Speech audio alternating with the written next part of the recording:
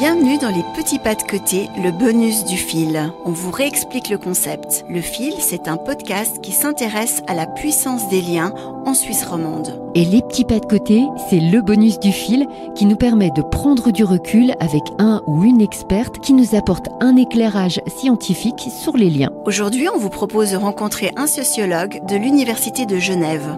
Je m'appelle Sandro Catacin, je suis professeur à l'Université de Genève en sociologie. Je suis un généraliste, le dernier en Suisse en sociologie, malheureusement. Puis autre chose qu'on devrait savoir sur moi, je suis né à Zurich, dans un quartier italien. Puis j'ai passé un peu ma vie dans le Mitteleurope.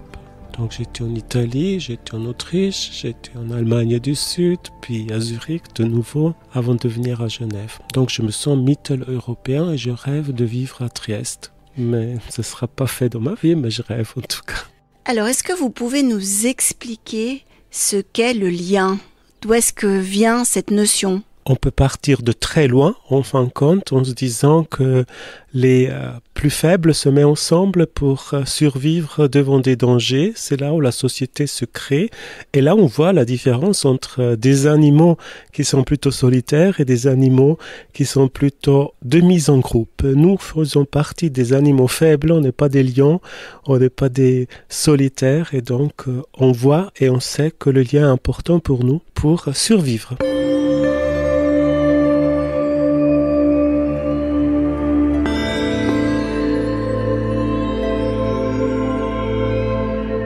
Depuis toujours, la situation de se mettre en société passe par différentes étapes.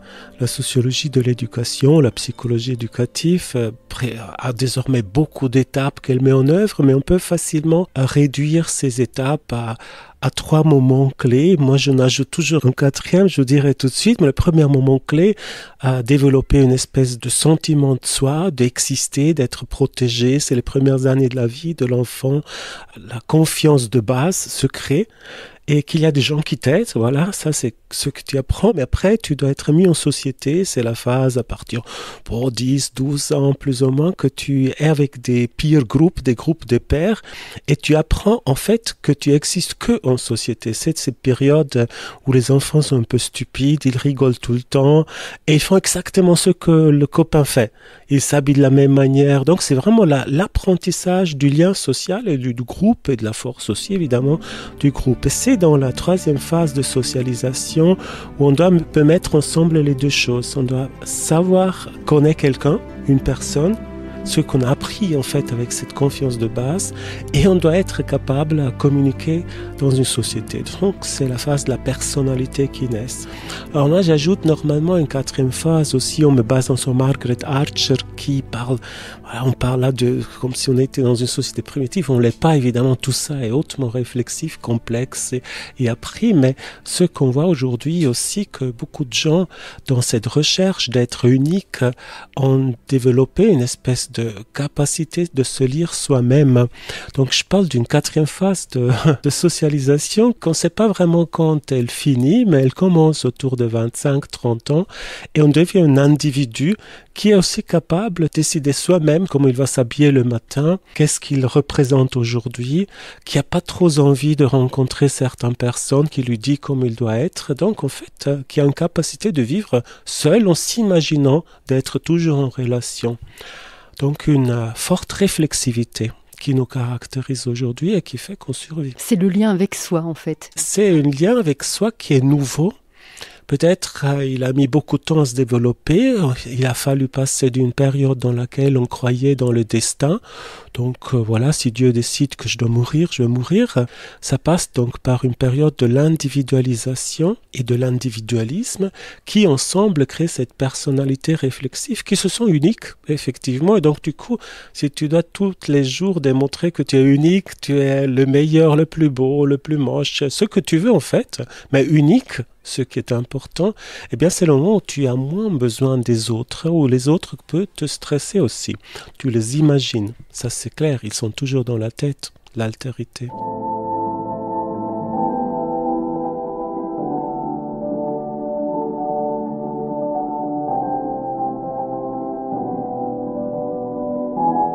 Est-ce que vous pensez que d'être en lien, ça rend plus heureux?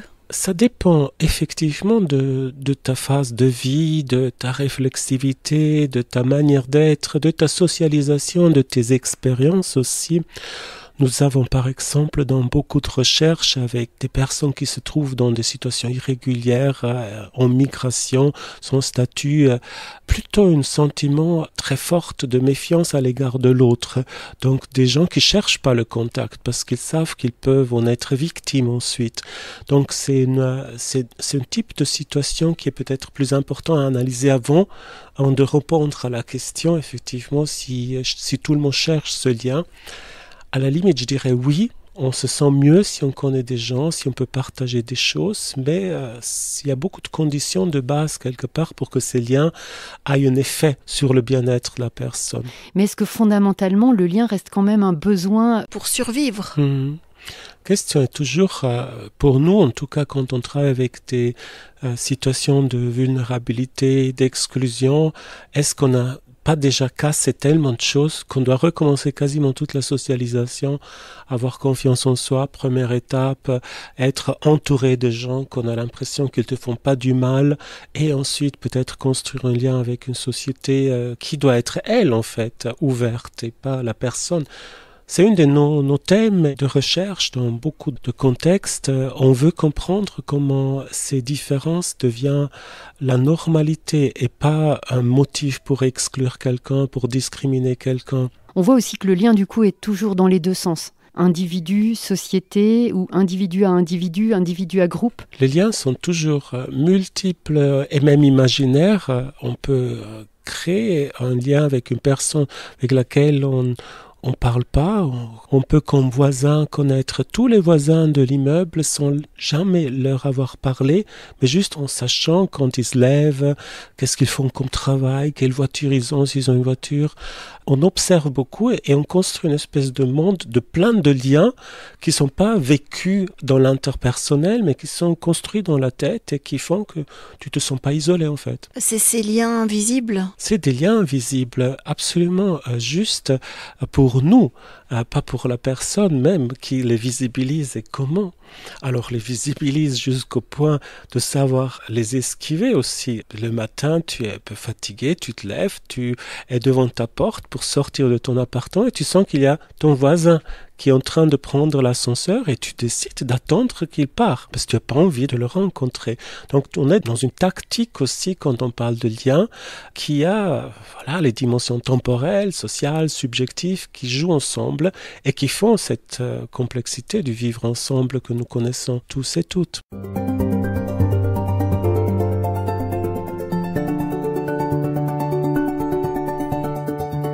Par rapport à cette question de comment ont évolué finalement les liens, on va dire depuis la nuit des temps, vous avez répondu en expliquant ces 4 phases. Est-ce que les réseaux sociaux sont venus bouleverser ces analyses? Les réseaux sociaux, comme tous les instruments que nous connaissons, du tournevis à l'ordinateur, augmentent les possibilités de faire des choses. Et il devient actif quand il y a un besoin. Donc ils sont jamais là dans une logique inverse, c'est-à-dire si tu n'as pas besoin du marteau, tu vas pas l'utiliser. Et ainsi, c'est aussi avec les médias sociaux qui répondent à beaucoup de besoins que nous avions dans notre société, qui a une caractéristique principale, universelle, elle est caractérisée par une grande mobilité. Donc du coup, le plus on change de lieu de vie, le plus on change de quartier, même dans une ville, le plus on est impliqué dans des phases de vie qui sont toujours liées à des mobilités, nouvelle école, nouveau travail, expérience à l'étranger, etc., etc. Le plus on a en fait des liens et des contacts qu'on peut pas mobiliser facilement comme c'était, avant, parce qu'ils habitent tous autour de toi, parce que personne bouge à l'étranger, parce que tout est très très homogène et stable. Donc du coup, les médias sociaux nous permettent d'être en lien en fait permanent avec des personnes qui sont pas là. On peut même avoir l'impression, comme des jeunes qu'on avait interviewés, qui se rencontraient en leur demandant s'ils pouvaient nous dire avec qui ils étaient ce soir-là. Ils nommaient des gens qui n'étaient pas là physiquement. Et ils ne se rappelaient même pas s'ils étaient physiquement là ou sur WhatsApp en continuelle présence dans ces discussions, dans ces groupes. Donc les médias sociaux nous servent pour combiner une espèce d'existence de liens qui sont réels et hybrides. Les médias sociaux changent aussi un autre élément quand on parle de liens, c'est-à-dire elle appartient à cette période de renforcement de la recherche de l'individualité, de l'unicité, parce qu'il permet de te mettre en scène et de parler de tes caractéristiques et comment toi tu veux être vu par les autres. Ça facilite certaines relations, mais ça permet aussi, parce que c'est fragile ce qu'on met dans ces sites, de changer, de tester si la nouvelle, je dis une banalité, coiffure plaît à tes copines et à tes copains. Et ils vont la commenter si en plus tu demandes. Et si ça plaît pas, tu vas rechanger. Mais tu peux faire plein de jeux en fait, de toi dans la société avec cet instrument, en mettant en évidence ta personnalité, qui tu es, qu'est-ce que tu aimes. Beaucoup disent que c'est superficiel. Je suis même pas sûr qu'on peut dire ça systématiquement. J'ai vu beaucoup de jeunes, donc je parle vraiment de ceux qui vivent avec ça depuis qu'ils sont nés, plus ou moins, qui ont la capacité d'utiliser ces médias sociaux pour communiquer sur des problèmes, sur des souffrances, de faire des échanges de conseils à des amis. Et comme jamais dans notre société, des jeunes avaient une compétence de parler de problèmes comme ils ont aujourd'hui. Mais est-ce qu'ils ne sont pas des fois un peu intrusifs ? Quand je pense par exemple à des adolescents qui vont aller jusqu'au suicide, quand il y a une intrusion constante dans leur vie. Oui, alors absolument, on parle de ces dangers qui sont liés aux médias sociaux, mais de nouveau, le taux de suicide, il est en baisse dans notre pays, il est assez stable. Et là, c'est la question, est-ce que c'est la magnifique campagne de l'Office fédéral de santé publique depuis 15 ans qui est responsable de ça? Est-ce qu'il y a la conscience des journalistes qui est responsable de ça? Ou est-ce qu'il y a effectivement le fait qu'on se rend un tout petit peu plus tôt compte du mal-être d'une personne grâce au fait qu'on est dans des réseaux de tout type. Alors, ça existe évidemment, mais je devrais répondre banalement que le taux de suicide était plus important dans les périodes où il n'y avait pas des liens sociaux, dans des médias sociaux qui construisaient des liens sociaux. Dans notre podcast, on essaye de comprendre une théorie qui a été inventée par un Hongrois, Karinti, les 6 poignées de main, les 6 degrés de séparation. Oui, c'était en fait l'idée qu'il y a 6 poignées de main qui te séparent de n'importe qui, n'importe où dans le monde. Oui, la Zeit, un journal allemand que j'aime beaucoup et que je suis depuis des années, avait fait une fois cet exercice et avait trouvé entre voilà, je me rappelle, Barack Obama et un vendeur de Wurst à Berlin un lien. Effectivement, oui. Donc, la question, si on est tous d'une manière ou d'une autre en lien, est relativement facile à répondre. Oui, évidemment, parce que la mobilité qui nous caractérise, la multiplicité des contacts qu'une personne a, c'est-à-dire si tu la connais, tu peux l'ajouter dans un jeu de création de contacts entre les personnes, aussi le réseau de cette personne a tes contacts, mais est-ce que c'est des contacts qui sont réels? Alors là, c'est la question que je me pose comme sociologue. Est-ce que je peux construire sur un lien avec Obama si je suis vendeur de cervelas dans une ville? Techniquement, oui, mais du point de vue de la réalité, tu dois compter sur tes amis. On fait ces questions depuis qu'on fait des sondages, depuis donc les années 50. Il y a des questionnaires qui demandent sur les liens sociaux combien de gens tu connais que tu peux demander de l'argent. Et puis la seule chose qui change, c'est la somme d'argent. Fois c'était 20 francs, aujourd'hui c'est 100 francs, voilà, un truc comme ça. Et c'est assez stable. Donc les vrais amis qui ne sont pas la famille, sont toujours autour de 5 à 7 personnes. Ce sont des petits groupes de gens avec lesquels on ose aller jusqu'à demander de l'argent, qui n'est pas anodine comme acte, parce que tu dois quelque part montrer que tu n'arrives pas à vivre avec ton argent, et ça c'est une faiblesse, et donc tu ne la montres pas à tout le monde, parce que tu ne sais pas qui il va raconter ça, et donc du coup c'est une bonne question qui marche encore aujourd'hui pour identifier ces petits réseaux que les gens ont et qu'ils fréquentent. Ce qui est peut-être intéressant dans ces réseaux qu'on fréquente et qui se relient un peu à la territorialité hybride que nous vivons aujourd'hui, que ces personnes sont plus autour de toi.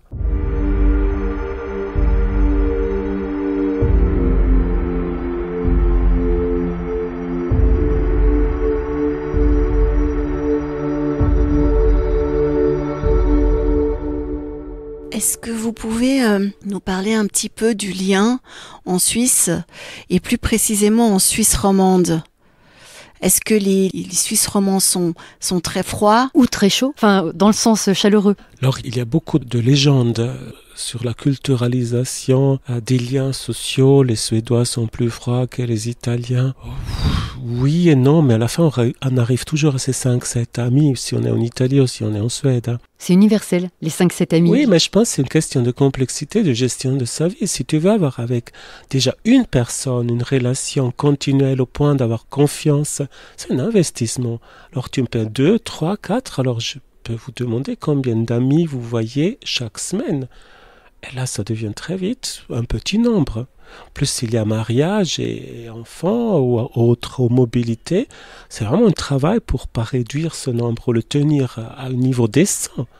Ça m'est arrivé beaucoup de fois que quelqu'un me dit « Tu es la dernière personne que je vois régulièrement ». Surtout les personnes âgées ont une vraie problématique de maintenir des liens. C'est donc, en Suède comme en Italie, très difficile de faire ça toute une vie. Alors, si on regarde maintenant la Suisse, je dirais que c'est un pays qui a une caractéristique forte, multireligieuse, multi-origine, le pays où la différence et la force économique et de la curiosité créative aussi. Dans ce type de lieu, tu ne peux pas généraliser sur un endroit, sur un territoire spécifiquement. Tu peux déduire un certain nombre d'éléments qui sont caractéristiques de certains types de territoires. Alors, si on est dans un lieu où il y a beaucoup de mobilité, de migration, les centres urbains, évidemment, ils se refroidissent.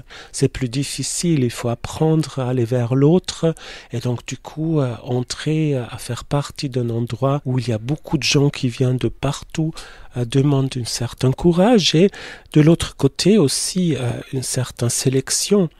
Et c'est ainsi que beaucoup de gens que je connais qui sont passés par Genève me disent que Genève c'était magnifique comme ville, mais j'ai jamais connu un Genevois ou une Genevoise.